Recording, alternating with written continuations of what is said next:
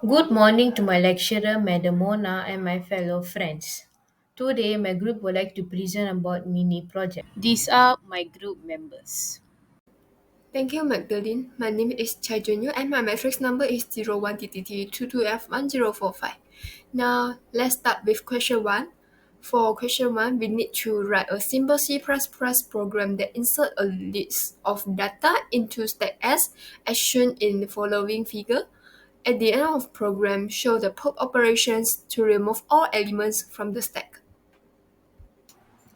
In this code, we declare a myStack object named A to represent the stack. The top of the stack is initialized to -1. Then we continue with the push operation. We will check if the stack is full. If full, display stack full. Otherwise, use a for loop to repeat through the data array, updating the top pointer and insert data into the stack. Lastly, display the elements pushed onto the stack.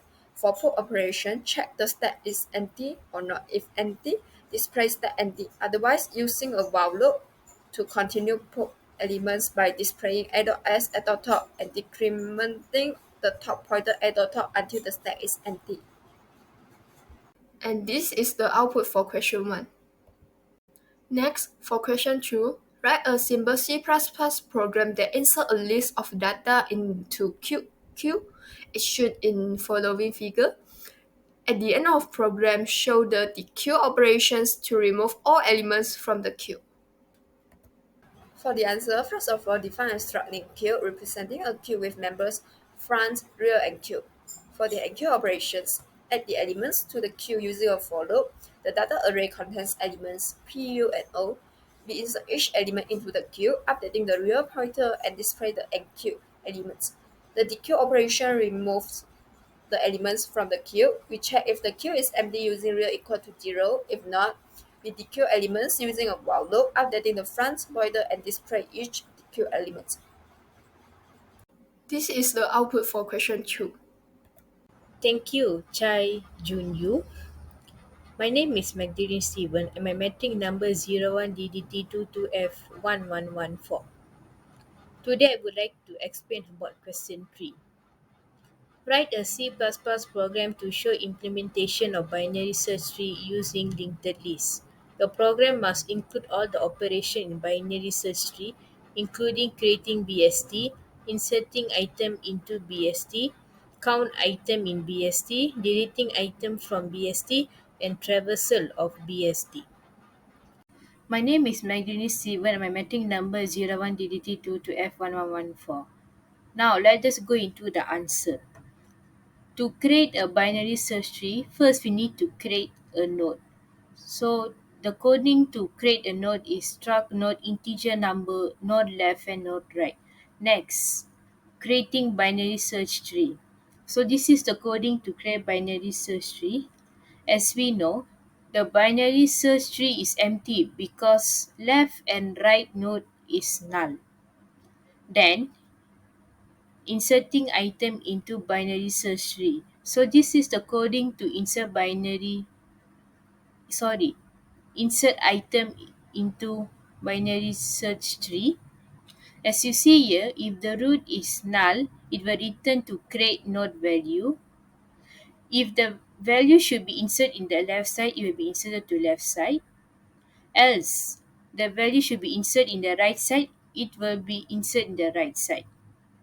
Now let us go into count item into binary search tree.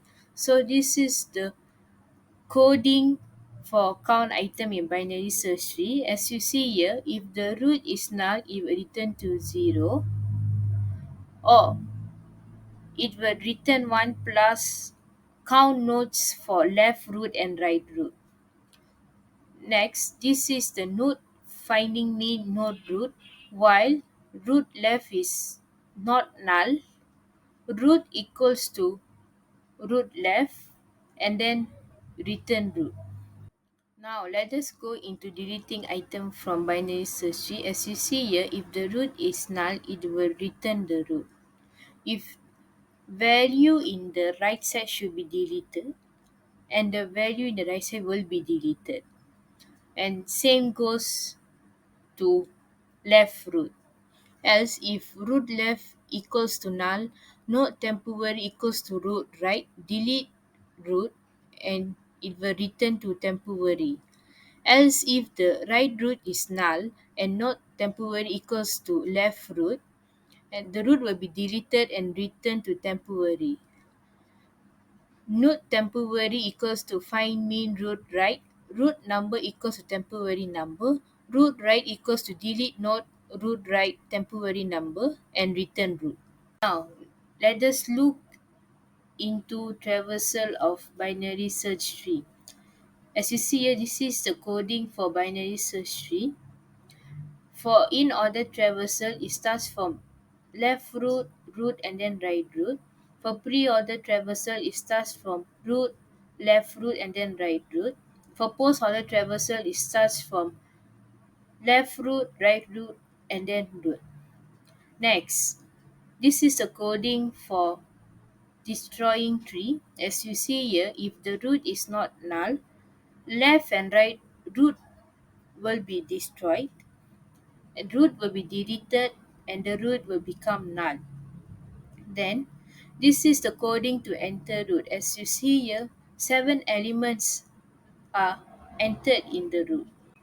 The outputs for in-order traversal, pre-order traversal, post-order traversal, and number of nodes is displayed.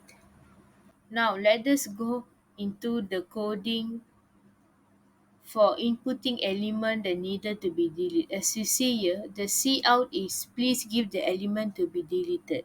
If the user give the element which is existed, the deletion process will be held. After the deletion process, the output for in-order traversal, pre-order traversal, post-order traversal will be shown. Else, if the user give the element that did not exist, the output will be invalid element. And then the output is in order traversal is 25, 28, 36, 39, 47, 57, 95. Pre-order traversal is 39, 28, 25, 36, 95, 47, 57. Post-order traversal is 25, 36, 28, 57, 47, 95, 39. And the number of nodes is 7. And the element that I choose to be deleted is 28. So after deletion of 28, the in-order traversal after deletion is 25, 36, 39, 47, 57, 95. Pre-order traversal after deletion is 39, 36, 25, 95, 47, 57. Lastly, post-order traversal after deletion is 25, 36, 57, 47, 95, and 39. Next, I would like to pass to Ashwini for the fourth question. Hi everyone, I'm Ashwini Dayananda Kumar and my metric number is 01DDT22F1063. Now I'm gonna explain the last question. Based on figure below, illustrate the steps to find the key of 50 by using binary search method. Let's look into the answers now. So first of all, we need to test the data in the element at the middle of the array to determine if the target is in the first or second half of the list. If it's in the first half, then we do not need to check the second half. If it's in the second half, we do not need to test the first half. In the first step, I determine index 0 as first, index 4 as mid, and index 8 as last. Now we need to compare the mid number with the key. 50 is greater than 34. Now we know that 50 is greater, so we don't need to check the elements in the first half. In the second step, I determine index 5 as first, index 6 as mid, and index 8 as last. 50 is greater than 47. So now let's move on to the next step. In the last step, I determine index 7 as first and mid, index 8 still as the last. Let's compare the mid with the key. 50 is equals to 50. So it's successful and search found. And that's all from us. Thank you.